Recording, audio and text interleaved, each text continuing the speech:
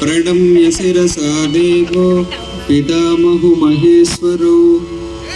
नाट्यशास्त्रं प्रवक्ष्यामि ब्राह्मणा यददाहृतं देवतानां शिरस्तस्तु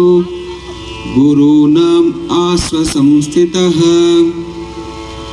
वक्षश्चैव विप्राणां शेषे त्वनियमो भवेत् विष्णुशक्तिसमुत्पन्ने चित्रवर्णे महीतले अनेकरत्नसम्पन्ने भूमिदेवी नमोऽस्तुते समुद्रवसने देवी पर्वतस्तनमण्डले